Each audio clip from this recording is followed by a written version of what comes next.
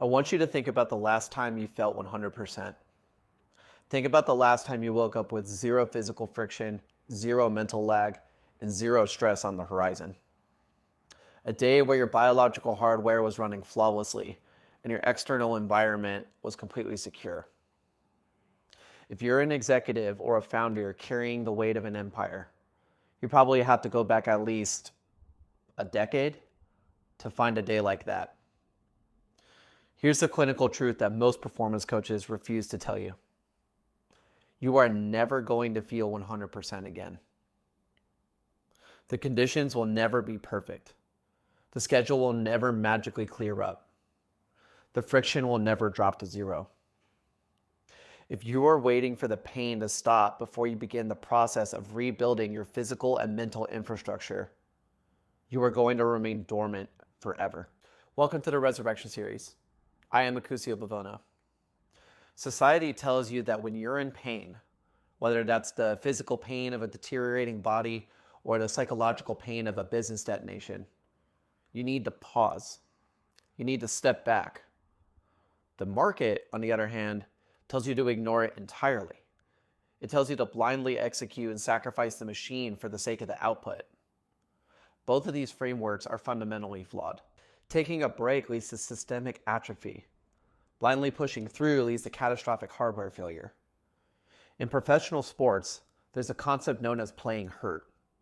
As a former collegiate quarterback, I know this intimately. Late in the season, nobody is at full capacity. Every player on the field is dealing with a compromised system. But the game doesn't stop, and the objective doesn't change. They tape it up, they adjust their mechanics, and they execute the mission. Today, we're translating this concept into the executive operating system. We are going to install the Redundancy Protocol. In systems engineering, there is a concept known as graceful degradation. When a highly complex system, like a server network, takes a hit, it doesn't simply shut down. If it experiences a localized anomaly, it drops the non-essential functions. It reroutes power. It slows down the processing speed, but it keeps the core application online. That's what playing hurt means for the executive. It's the deliberate execution of graceful degradation. It's the choice to say, my system is currently compromised. I can't operate at peak output, but I will not shut down the server. If your business is detonating and you're working 18-hour days to save it, you don't abandon your nutrition. You simplify it. You switch to a baseline automated fuel protocol that requires zero decision-making bandwidth. You keep the machine running, even at 30% capacity, because 30% maintains the infrastructure. 0% capacity will destroy it. Why? Because of the physics of momentum. Overcoming static friction is infinitely harder than overcoming kinetic friction. It requires significantly more energy to initiate movement from a dead stop than it does to maintain movement that is already occurring. If you surrender your diet to convenience or let your sleep architecture collapse, you're bringing your momentum to a dead stop. When the storm eventually passes, you will look at the mountain of physical degradation you've accumulated, and the energy required to restart the machine will feel insurmountable. This is exactly how men go dormant. They sit down and the dormancy takes over. I know exactly what the system failure looks like. In 2023, my own infrastructure collapsed. The relationship vanished. A massive contract dissolved. My system was flashing red across every dashboard. I was in profound emotional and psychological pain. If I had waited until I felt better to execute my physical protocols, I would still be on that floor today. I had to play hurt. I had to acknowledge that the engine was damaged, but I refused to turn off the ignition. And this isn't just theory from the past. Just recently, I returned from a trip to Colorado to see my best friend, and as soon as I landed, I felt the lag. My own operating system was compromised, a chest cold. But my commitment to this biological infrastructure means I don't stop. I show up. I execute a heavily degraded but active protocol. It's the execution of the unbreakable promise. To maintain operational continuity when your hardware is compromised, you must execute the redundancy protocol. This requires clinical precision, across 3 distinct steps. Step 1, the minimum viable standard. When the motivation supply chain breaks down, you shrink the output, but you keep the line moving.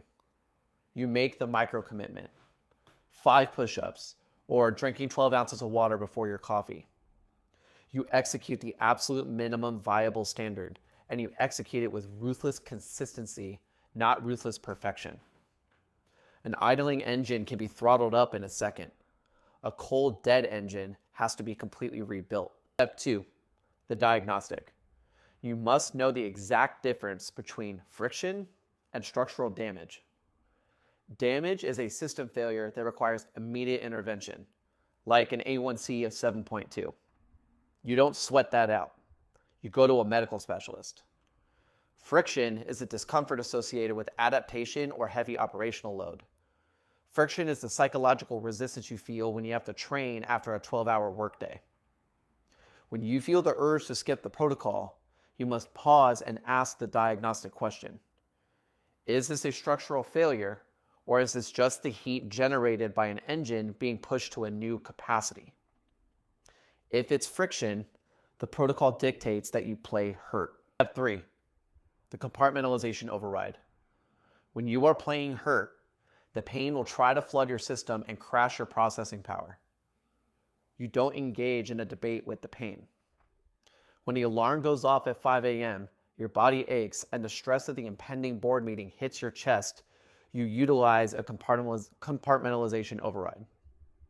You look at the friction, acknowledge it as valid data, and you put it in a secure box. And you say to yourself, I feel this exhaustion and my stress is elevated. That is valid data. However, I am putting this data in a secure compartment because for the next 45 minutes, my only job is to move this weight, execute this cardiovascular protocol, and stabilize my hardware. I will open the box and deal with the business stress at 8 a.m. You detach your outputs from your emotions. The reality is this: something powerful in you went dormant. You optimized the company, you optimized the team, but you ignored the machine running it all. And now you're operating under heavy friction. You're feeling the lag, the 3 p.m. crashes, the degraded sleep, and the physical decline. You've been waiting for things to slow down so you can finally fix it. They're not going to slow down. It's time to play hurt. It's time to initiate the reboot while the system is still live. If you're experiencing the system failures outlined in this episode and you require an immediate biological and mental diagnostic, it's time to stop guessing. I'm inviting you to book a triage audit. This is a 90-minute system diagnostic with me. We will forensically audit your current biological infrastructure. We will locate the memory leaks. We will identify where you are confusing friction with damage, and we will map out the exact sequence required to reactivate your dormant power. The link to book your triage audit is at coachcoos.com in the description. Stop managing the decline. Start the reconstruction. I am Acusio Bivona, and I'll see you in the trenches.